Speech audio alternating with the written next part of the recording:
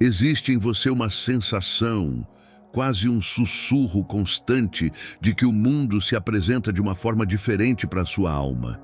É como se você estivesse sintonizado em uma frequência muito sutil, uma melodia que a maioria das pessoas parece não conseguir ouvir. Talvez a sua profundidade, a sua imensa capacidade de sentir, já tenha sido interpretada como exagero, como um sonhar acordado, deixando em seu peito a marca de um estranhamento silencioso. Se você se reconhece nessas palavras, saiba que a sua chegada aqui, neste exato momento, não é uma coincidência. Este encontro é uma resposta a um chamado que talvez você nem soubesse que estava fazendo.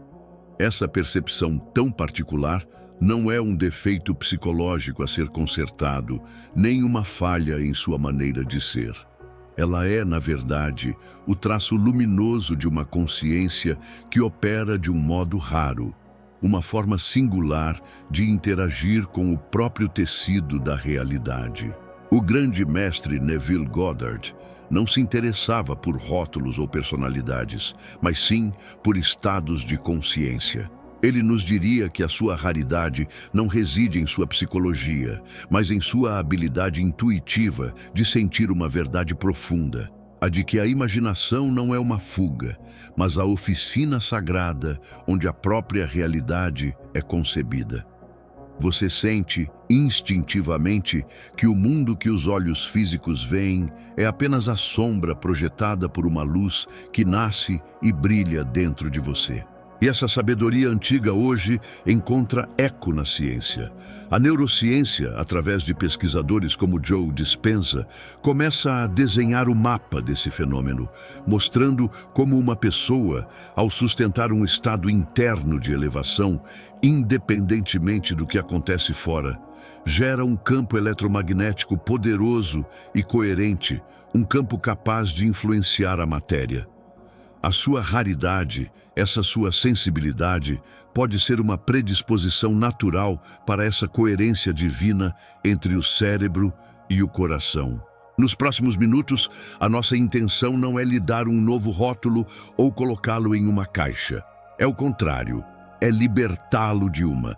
Juntos, vamos descodificar os traços essenciais dessa percepção rara, para que você possa compreender que eles não são um fardo, mas a chave mestra para o seu poder de criar e manifestar uma nova realidade de forma consciente e deliberada. O primeiro traço dessa sua natureza rara se manifesta como uma dor muito particular, um sentimento de exílio silencioso. É a sensação profunda de ser um estrangeiro em uma terra que, para outros, parece ser o único lar possível. Talvez você conheça bem a exaustão que brota ao final do dia, não por causa do trabalho físico, mas pelo esforço contínuo de tentar se encaixar em conversas, valores e ambições que para a sua alma soam vazias, superficiais. Enquanto o mundo ao seu redor celebra o que é visível e concreto, o seu ser anseia por significado, por propósito, pela essência que se esconde por trás do véu das aparências. Essa dissonância não é uma imaginação sua, é o primeiro sinal da sua verdadeira origem. Para essa sensação, Neville Goddard nos oferece uma lente de clareza que muda tudo.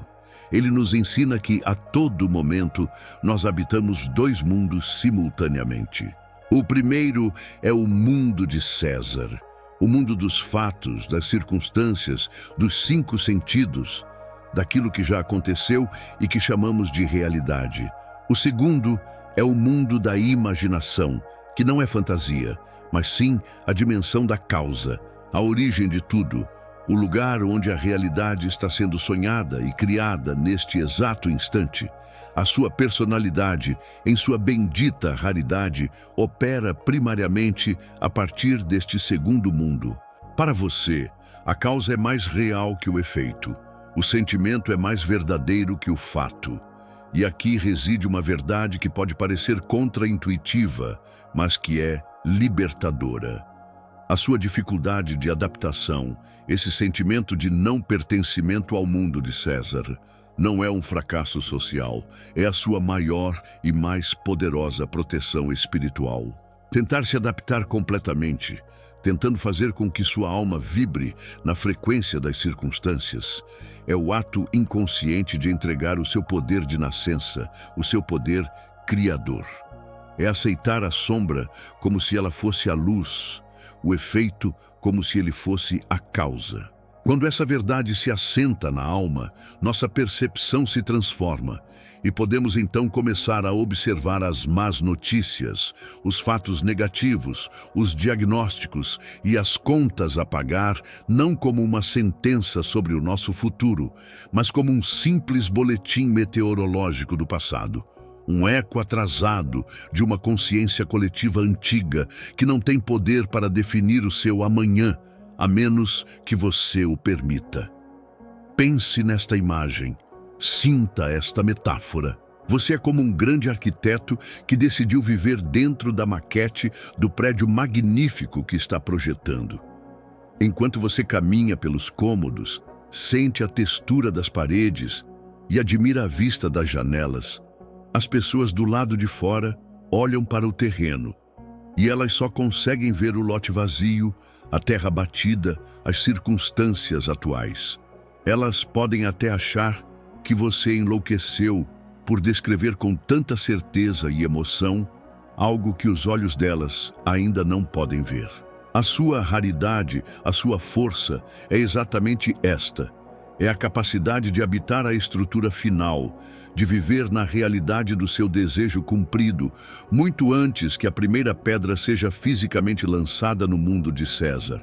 Essa capacidade de viver no invisível nos leva diretamente ao segundo traço, que é a sua profunda conexão com a tecnologia do sentimento. Muitos de nós já travamos a batalha silenciosa de tentar pensar positivo, à força. Conhecemos de perto a frustração que nasce ao repetir afirmações que a mente aceita, mas que a alma não consegue sentir, criando um abismo interno, uma dissonância que, ironicamente, acaba por afastar aquilo que tanto desejamos. Este é um esforço que drena a nossa energia, pois ele parte de uma premissa distorcida sobre como a realidade verdadeiramente funciona. O mito popular nos ensinou que o grande segredo da criação é o pensamento. Mas Neville Goddard, com sua clareza avassaladora, corrigiu esse desvio e nos entregou a chave mestra em 3 palavras simples. O sentimento é o segredo. A sua personalidade rara, com sua sensibilidade emocional tão aguçada, carrega em si a ferramenta mais sofisticada para a manifestação. O que por tanto tempo você pode ter julgado como uma fraqueza, uma vulnerabilidade, é, na verdade, o seu sistema de biofeedback de altíssima precisão, a sua bússola para navegar entre os mundos. E aqui, uma nova percepção pode virar o jogo para você. A sua sensibilidade extrema não é um passivo, não é um fardo a ser carregado. Ela é o seu GPS quântico. A sua capacidade inata de sentir as coisas com profundidade é a habilidade de provar um futuro antes que ele se torne visível. Como nos ensina a neurociência, quando você consegue gerar e sustentar a emoção de um evento desejado, o seu corpo não sabe a diferença. Ele acredita que a experiência já é real e começa a produzir a química daquela realidade, enviando novos sinais para os seus genes, no agora. A partir dessa compreensão, um convite se revela. Em vez de policiar seus pensamentos, experimente por um dia apenas observar suas reações emocionais. E quando uma emoção de baixa frequência surgir, como uma reação natural ao mundo de César, você pode se perguntar com gentileza: qual seria o sentimento, a paz, o alívio, a gratidão, se o meu desejo já fosse um fato consumado? E apenas por um minuto, permita-se repousar nessa nova frequência. Tentar manifestar algo apenas com o poder do pensamento, sem a contraparte do sentimento, é como um chefe de cozinha que decide ler uma receita em voz alta e com grande convicção, esperando que o prato apareça magicamente sobre a mesa. A leitura é apenas a instrução. O sentimento é o processo alquímico. É o ato de pegar os ingredientes, de acender o fogo, de sentir o aroma preenchendo o ambiente. O sentimento é a química, a energia, a força que transforma a informação em substância, a instrução em experiência. É ele que verdadeiramente cozinha a nova realidade. Uma alma profunda e sensível costuma vir acompanhada de uma mente brilhante e questionadora. E é justamente aqui que encontramos o terceiro traço, uma faca de dois gumes, uma armadilha de vidro. É a paralisia que surge quando tentamos mapear o caminho, quando a nossa mente lógica exige, como condição para a paz, saber o como, o quando e o por onde o nosso desejo irá se manifestar. Essa necessidade de um plano detalhado, de uma sequência lógica, não é um sinal de inteligência, mas um mecanismo de defesa sofisticado, um medo profundo de se entregar ao desconhecido, que acaba por sabotar a própria entrega que nos levaria ao nosso bem. Para nos libertar dessa prisão, Neville Goddard nos presenteou com o conceito da ponte de incidentes. Ele ensinava que, a partir do momento em que você assume e vive internamente no estado do seu desejo cumprido, uma série de eventos aparentemente desconexos, coincidências, encontros e circunstâncias, muitas vezes ilógicos e inesperados, começarão a se desdobrar no mundo de César. Essa é a ponte. É o caminho que o seu eu maior, a consciência, constrói para você. Um caminho que a sua mente analítica, com toda a sua capacidade, jamais poderia prever ou projetar, pois ela só conhece as estradas que já existem. E a revelação silenciosa aqui é que o grande sabotador da sua frequência é a sua necessidade de controle. A sua inteligência aguçada, quando não é bem direcionada, pode se tornar um vício em prever e em controlar, que é a exata oposição da fé. Mas a fé, no universo de Neville, não tem nada a ver com crença cega ou pensamento positivo ingênuo. A fé é um ato de firmeza interior. É a lealdade inabalável a uma realidade que ainda não pode ser vista com os olhos, mas que já é sentida como verdade no coração. É confiar mais no que acontece dentro do que naquilo que se apresenta fora. Então, o que fazer com essa mente tão potente? Nós não a descartamos, nós a honramos, dando a ela um novo e mais nobre trabalho. Em vez de usar sua capacidade analítica para tentar construir a ponte, para descobrir o como, nós a convidamos a mobiliar o destino.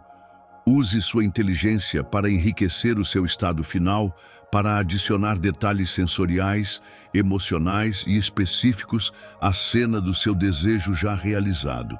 Imagine as conversas, sinta as texturas, ouça os sons. Dê à sua mente um trabalho que ajuda na criação e não um que a impede. Pense em sua mente consciente como um jardineiro e em sua imaginação, seu sentimento, como a semente. O jardineiro que, ansioso, cava a terra a cada hora para verificar se a semente está brotando, acaba por matá-la no processo. O verdadeiro trabalho do jardineiro sábio, após plantar a semente, é simplesmente cuidar do solo, regar a terra e confiar no processo invisível e milagroso que acontece sob a superfície. Depois de termos plantado a semente no solo fértil da imaginação, entramos no quarto território, um lugar onde muitas jornadas espirituais encontram seu maior desafio. É o que acontece no silêncio que se segue à prece, à visualização. É a ansiedade que surge depois do ato criativo, a dúvida que corrói a certeza, a preocupação que neutraliza completamente o trabalho sagrado que acabamos de realizar. É como se acendêssemos uma vela com grande devoção e 5 minutos depois assoprássemos com o sopro do medo.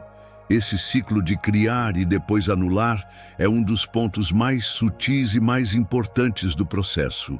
Para iluminar essa escuridão, Neville nos oferece o entendimento místico do Sabbat. Este não é um dia da semana, mas um estado de ser, um lugar de repouso da consciência. O Sabbath é a quietude interior, a certeza serena e o descanso profundo que se seguem ao ato criativo. É um estado de confiança absoluta de que aquilo que foi feito no invisível está consumado. É a paz de quem enviou uma carta e sabe, sem sombra de dúvida, que ela chegará ao seu destino. É o silêncio da fé, não a fé que espera, mas a fé que sabe. A grande revelação aqui é que a maioria de nós não falha na hora de pedir, mas sim na hora de receber. E receber não é um ato ativo de buscar, lutar ou forçar. É um estado de permissão passiva, de abertura, de não resistência. A sua natureza introspectiva lhe dá uma afinidade natural com este estado de Sabbath, mas talvez você o tenha confundido com preguiça, inação ou desistência. Não é nada disso. É a ação mais elevada. O processo é um fluxo natural. Primeiro vem o ato intenso de entrar no estado do desejo cumprido. Depois, ao concluir, um profundo sentimento de alívio e gratidão nos inunda, e uma declaração silenciosa ecoa em nosso ser. Está feito. E então, a terceira e mais crucial etapa: o repouso. O abandono completo do tema, soltando-o nas mãos de um poder maior. E se a mente, por hábito, trouxer o assunto de volta, não lutamos com ela. Apenas agradecemos pelo lembrete de que aquilo já está resolvido. Para que essa ideia se torne clara, podemos usar uma imagem do nosso cotidiano. Manifestar é muito parecido com cozinhar em uma panela de pressão. O trabalho intenso e focado acontece nos primeiros minutos, quando selamos os ingredientes e o sentimento lá dentro. Esse é o ato de imaginar. Depois, o que fazemos? Abaixamos o fogo e nos afastamos. Confiamos. Esse é o Sabbath. A pessoa que, movida pela ansiedade, vai a todo momento abrir a panela para checar o cozimento, está apenas deixando o vapor, a pressão e a energia escaparem. E no final, o processo nunca se completa. O verdadeiro poder se encontra na confiança de deixar o fogo baixo, de se afastar e permitir que a magia aconteça no silêncio e no calor da panela fechada. Agora, chegamos ao coração da nossa jornada, ao quinto e último traço, que é o ponto de virada de toda a nossa compreensão. Ele começa com o reconhecimento de uma armadilha muito sutil na qual todos nós caímos. A armadilha de nos identificarmos com os nossos rótulos. Eu sou introvertido. Eu sou uma pessoa sensível. Eu sou ansioso. Essas definições, por mais que pareçam descrever nossa experiência, acabam por se tornar a nossa prisão. Ao nos identificarmos com a máscara, nós nos limitamos a ela. Nos confundimos com o instrumento e nos esquecemos de que nós somos, na verdade, o músico. Para nos despertar desse transe, Neville nos oferece a sua lição mais profunda e libertadora: a distinção entre o homem exterior e o homem interior. O homem exterior é a sua personalidade, o seu corpo, a sua história, os seus traumas e as suas alegrias. É o personagem que você interpreta neste sonho da vida. O homem interior, no entanto, é a consciência por trás dos olhos do personagem.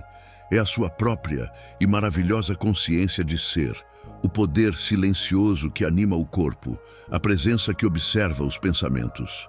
É aquilo que Neville, com grande ousadia, chamou de Cristo em você, o poder criador do universo habitando o seu templo. E se você puder acolher esta próxima frase com o coração aberto, talvez tudo mude para você, agora. Esta é a revelação final. Você não tem uma personalidade rara. Você é a consciência universal, a fonte, Deus, a vida, operando através de um conjunto de filtros e de sensibilidades que são raros. A sua personalidade não é a causa de quem você é. Ela é a ferramenta, o instrumento finamente ajustado que a consciência escolheu para poder experimentar e criar a realidade desta forma única. Você não é a sua sensibilidade. Você é a consciência que sente. Você não é a sua mente analítica. Você é a consciência que pensa. A consequência prática dessa mudança de identidade é monumental. Ela nos move de uma posição de orar para um poder que está lá fora, para uma posição de criar a partir do poder que está aqui dentro. A nossa afirmação interior deixa de ser "eu espero um dia ter" e se transforma na declaração de poder "eu sou". Nós paramos de pedir e começamos a assumir a identidade daquele ou daquela que já é, já possui e já vive a realidade desejada. E para que essa verdade se ancore, use esta metáfora final. Achar que a sua personalidade é quem cria a sua vida é como um astronauta flutuando no espaço, acreditar que é o seu traje espacial que está explorando a galáxia. O traje, a sua personalidade, é um equipamento extraordinário, sofisticado e raro, absolutamente essencial para a missão. Mas o explorador, a vida, a inteligência, a consciência que olha através do visor, está dentro dele. A sua verdadeira missão não é tentar consertar o traje, é aprender a pilotar este veículo incrível. Ao longo destes minutos, percorremos juntos um caminho de transformação. Uma jornada que nos leva do sentimento doloroso de ser um estranho no ninho para a compreensão profunda de que somos, em verdade, o arquiteto do ninho. A sua sensibilidade, a sua profundidade, a sua mente questionadora e o seu coração imenso não são falhas a serem corrigidas ou superadas. Eles são os mostradores luminosos no painel de controle da sua realidade. Os sensores finamente ajustados que lhe permitem perceber e navegar por mundos que outros nem sequer sonham existir. Permita que a lição mais vital de Neville Goddard se torne a sua bússola diária. Não espere o mundo exterior mudar para então acreditar e sentir.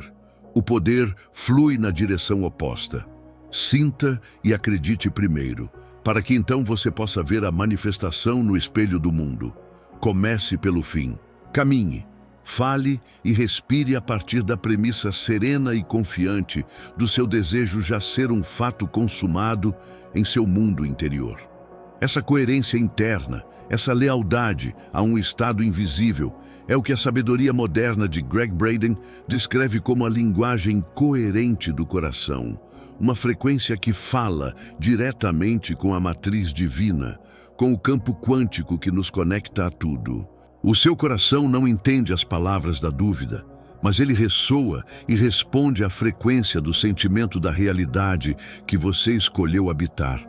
Portanto, o convite final que este encontro lhe faz não é para que você lute para mudar a sua personalidade, mas para que você finalmente a honre e a assuma em sua totalidade. Abrace a sua bendita raridade.